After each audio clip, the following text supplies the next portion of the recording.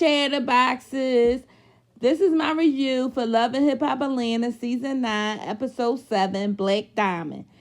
If you haven't done so already, please like, comment, and most importantly, subscribe to the channel. You won't be disappointed. Okay, we're going to just get right into the foolishness of it all.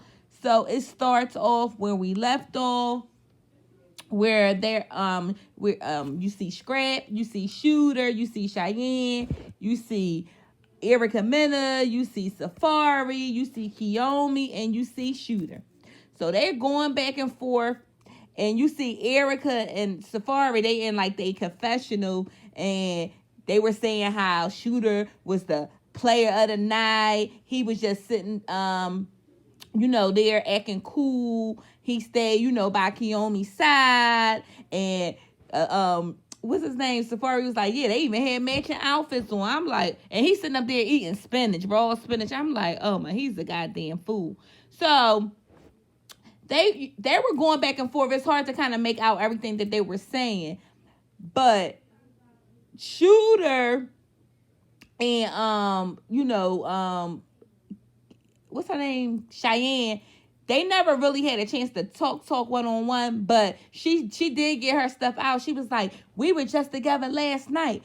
And Kiyomi gonna say, you might have was with him last night, but I was sitting on his face this morning. I'm like, oh man. So then Cheyenne said, I know you. You was at my brother's house. I seen you coming out my brother's house. So in her confessional was saying, well, you know what she was doing there, because it looked like she had some strip clothes on. We know what pole she was jumping on. I'm like, oh my goodness. Then they arguing. Kiyomi say, oh, we might want to buy a house. Ain't you a realtor? You can help us look for a house. Oh my goodness.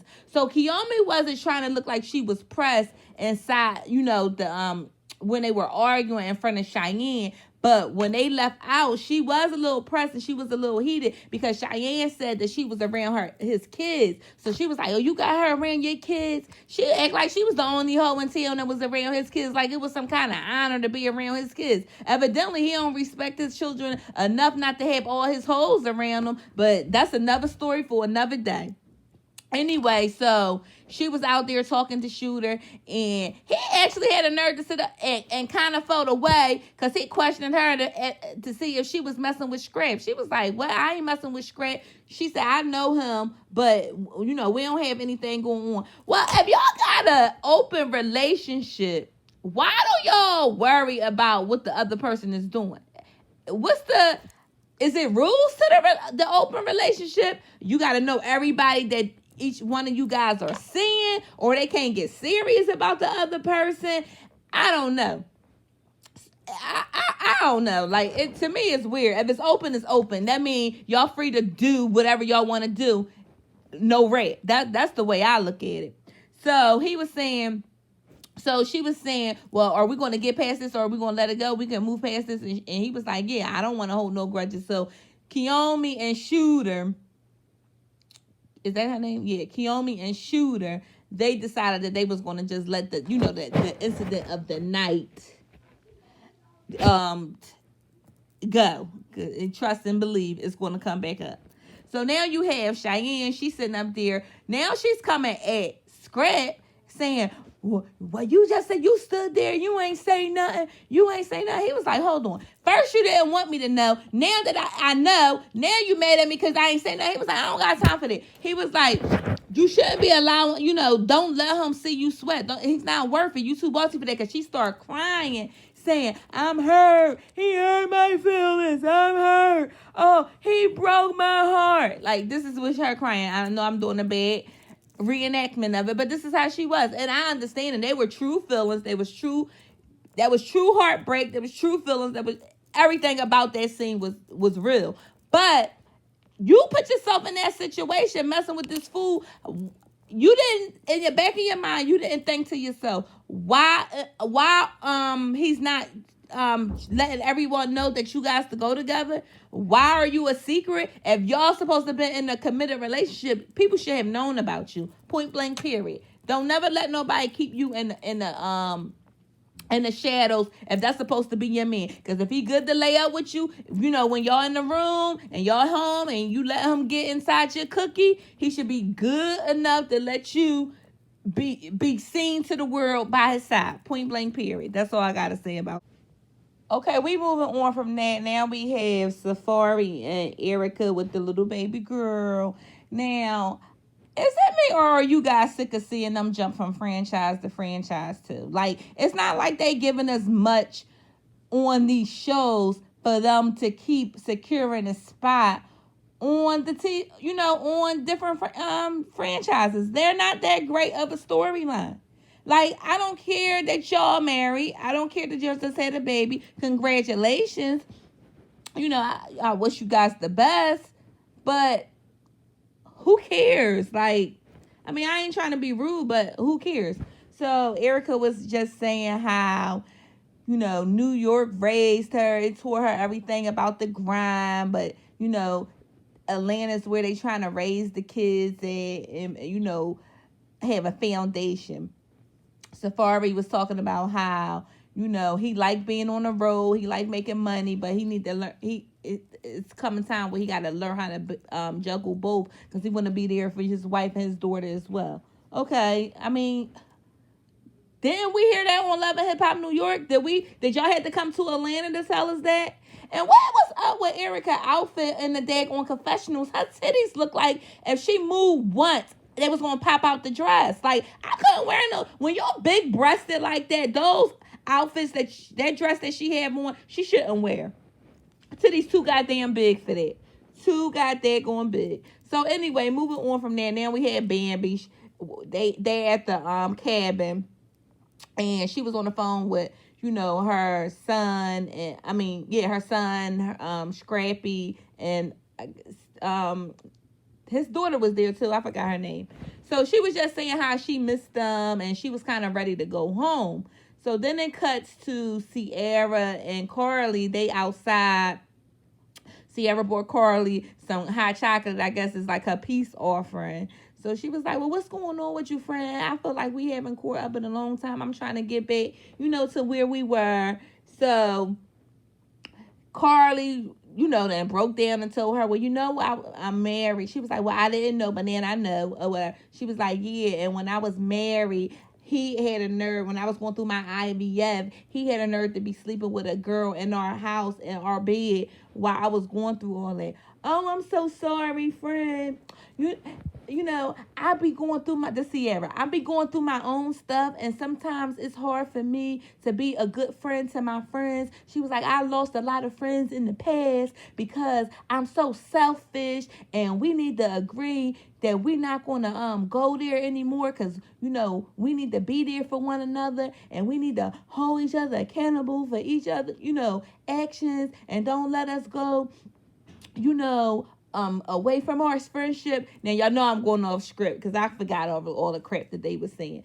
So, anyway, basically, at the end of the day, Ciara said she was told that, she wasn't going to be nothing, and she wasn't, because she was like a young teenage mother. She said so. That made her just go hard for us working. And it created a sense of selfishness for her where she don't put in the time and effort into her relationships for like friendships and things like that.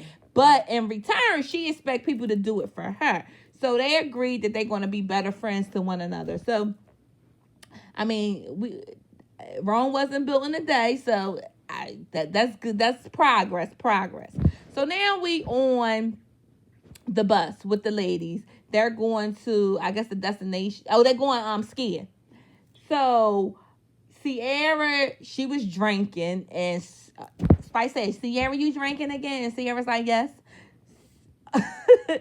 And somebody asked, well, what's going on with you and Carly? She was like, well, it's some things that we need to work on, more on my part. So Shekinah was like, well, why is it more on your part? She was like, because it's more on my part, and it's some things that we need to, I need to fix because it's some things that I do, but I don't want to talk about it with you. So then Shekinah gets in the fence with that. You ain't had to get all sassy like that. Ciara was like, no, I wasn't getting sassy with you to say. Shekinah was like, yes, I was. So they was going back and forth with it, about who was getting sassy. Bambi just sitting there over the whole goddamn thing. Then Spice start talking trash. So she, in her confessional, she's talking about, oh, Shekinah, she always, doing this and doing that to people, but she can't take on people doing that to her. Now she getting mad because what Ciara's saying, but she do it to everybody. She just fake. She just this, she that. Oh my God, yeah. That's all she was doing. So Mimi was like, enough. Then Spice act like she was about to leave off the bus. Let me off of here. Mimi was like, it's the middle of the year. You're not going over from Jamaica. You don't know how. I think she said, you're not used to the cold. Some shit she said. It was a whole goddamn shit show. Then Carly said something when Shekinah and Carly was going at it. I was like, I wouldn't been able to deal with it. I really would not have been able to deal with that shit. That's all they did the whole goddamn ski trip was bark at one another like hyenas. Like, oh my goodness. Okay, so they're still going at it. Bambi is over it. She's sitting there with tears coming down her eyes. She was like, that's all they've been doing all ski trip is just arguing. She was like, she missed her family. She just want to, bail out. So as soon as they get off, well, let me not get ahead of myself. So then, Shekinah, her and Spice was going back and forth. And Shekinah was like, well, I need to hurry up and get off this bus. I need a cigarette and some weed. And Spice was like, that's your problem there. You smoke too damn much. I'm like, oh my God. It was just one thing after another. It almost seemed like I was in the episode I Love Lucy where Lucy just, yapping away. This beef does not seem real. You know what I mean? It does not seem real. So then the ladies, they get off the bus. They're still going back and forth. Bambi decided, she out. I'm out. She went back to the cabin. She was like, peace, I'm out. I can't take this. That's all they doing is arguing. I don't know how I get to the point where now Spice acting like she's trying to fight Shekinah. Shekinah, like, I'm not fighting you. You 35 years old. She was like, you too old to be fighting. What I look like? She was like, I got too much plastic surgeries done. I'm not fighting you. I'm too old for that. I'm like, oh my God. And it all, like I said again, it looks comical. This is a made-up beef because neither one of them have no goddamn storyline. So they just want to trump up some shit for the cameras, and it's coming across on screen as fake. They need to just end this. End it. Ciara was saying how she didn't mean, for it to be, she didn't mean anything by it. She just didn't want to bring the situation. What was going on between her and Carly was between her and Carly. It wasn't for the group. She was like, she wasn't trying to, be messy, and that's how she kind of took it, but that's not how she, she was trying to do. And even Carly gonna sit up there and say, oh, people so sensitive. Carly, they can do a whole reel from the season, what you came on here, season 1 until now, is how sensitive your ass is. So you shut up. You shut the hell up, okay? Ain't nobody's more drama than you when the hell you had them meet you at a goddamn funeral home because you got a divorce. Girl, please, get the hell out of here. So now the girls, they up there, they meeting up with the ski instructor showing them how, attempting to show them how to ski. She kind of fell on her ass. Spice done did a whole goddamn split because she done lost control. She kind of ended up running into some girl, and the girl, it was just a mess. Mimi was the only one that seemed like she knew halfway how to, at least stay upright on the slopes and go down the hill. Ciara fell, her daggone head. I thought her wig came off, but it was just her head. I was like, one shit show after another, but it looked like they started having fun. And that all, that was all that mattered. But they did ruin it for Bambi. And they did feel bad because, like she kind of said, Spice said that maybe she should try to, mend fences with Shekinah because you have been fucking up all episode with the, messing up everybody's trip. That's not fair to them. They ain't come there for that. You know what I'm saying? Like, come on. So moving on from them, because I'm getting a headache just keep talking about all the nonsense with their asses. We see Erica Mena and Kiyomi. They meeting up at some restaurant, and they were discussing everything that went on. Now, I don't know if you guys are aware, but Kiyomi used to date Bow Wow. Well, she keep bringing it up every chance she get on this goddamn episode. But Erica also used to be engaged to Bow Wow, so they have that in common. And allegedly, both of them had some kind of physical interaction, far as like abuse with Bow Wow. They both, alleged that it was an abusive relationship. Now we all know that it was Kiyomi scratched Bow Wow up. We have photos and everything, but she said it's more to the story than what we seen. So they were talking, and Erica said that she wanted to reach out because she was like, a lot of people, want to keep, I know what you've been through. We've been through the same. We have that in common. She was like, and I know a lot of people didn't believe you. She was like, I just want to, touch bases and see how you was doing with that. And Kiyomi was saying how, she had a lot of trauma with that relationship. She just want to move past it. First off, this is what we're not about to do. Now, I watched you on Growing Up Hip Hop. I seen how you was towards him. I'm not saying that Bow Wow don't have his shit with him, but it takes two to tangle, and you not innocent, Kiyomi. That's all I'm going to say. That's all I'm going to say. And Erica, we know how hostile you could be as well. Y'all just met somebody that probably wasn't having that shit, and guess what? I'm not saying that he's right. I'm not saying that he's right if he putting his hands on y'all. Now, that's not what I'm not upholding it. But y'all ain't right if y'all putting your hands on him either. Y'all need to all keep your goddamn hands to your goddamn self. That's all I'm got to say. But I wasn't there, so I don't know the facts. I don't know who hit who. I don't know any of that. So I'm not going to get on here and say it. But all I'm saying is, none of y'all backyard is clean either. We're not about to do that. That's not what we about to do.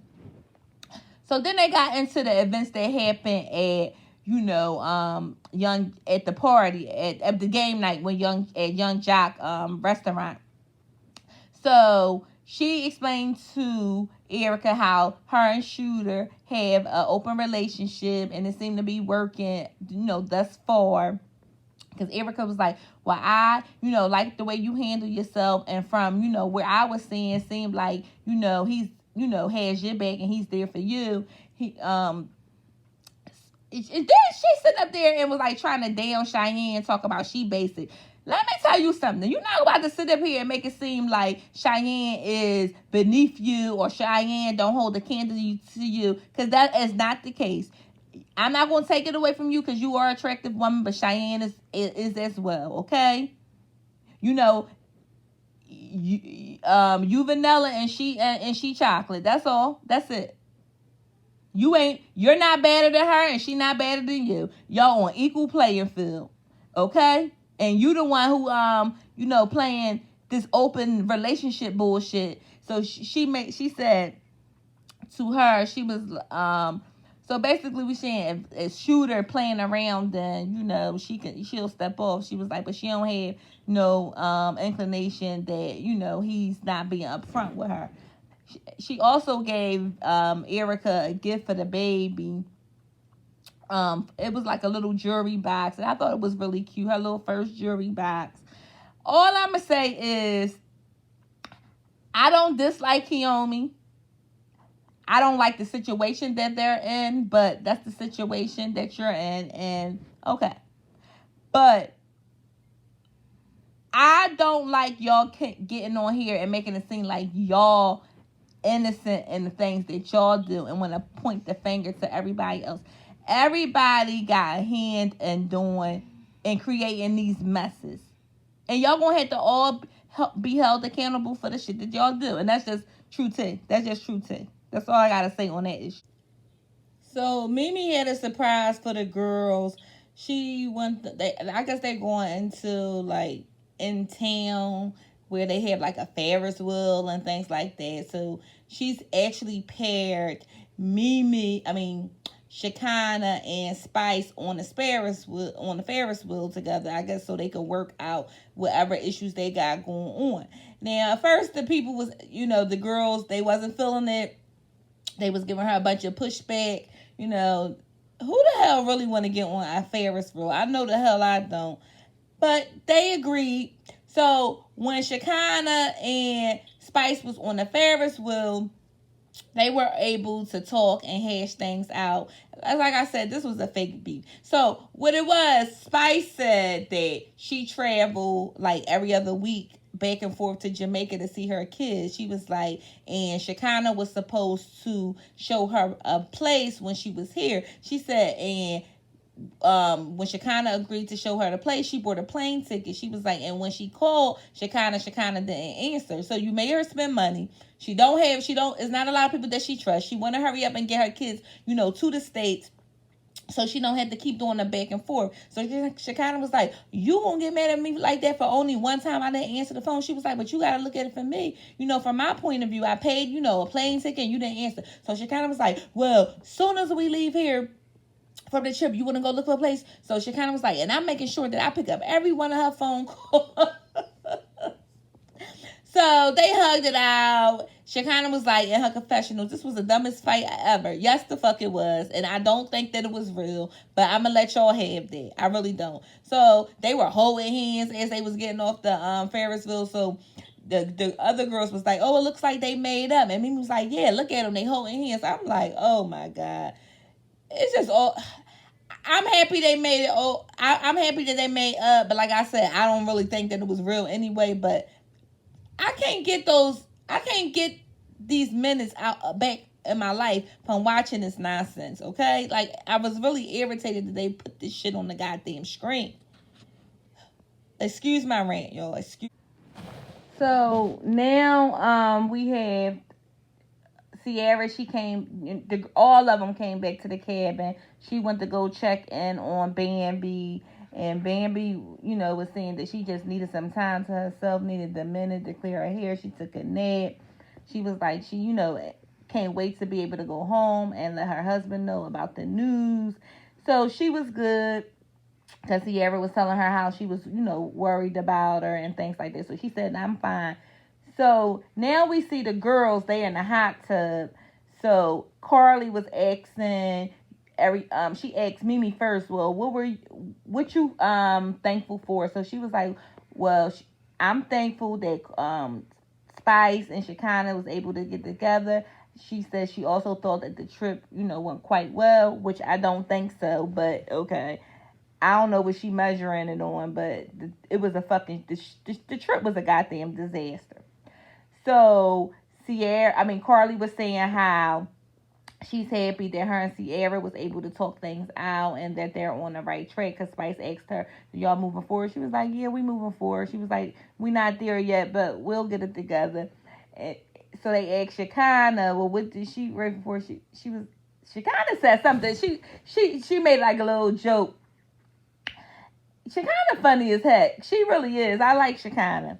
So as they in there talking, that's all you hear is Ciara in there flipping out. So Tiffany Fox called Ciara and was telling her how she got the tea that her boyfriend and BK was in, I guess, a bar, wherever they were at, and these girls was all up on them. They was entertaining them. The girl rubbed BK beard.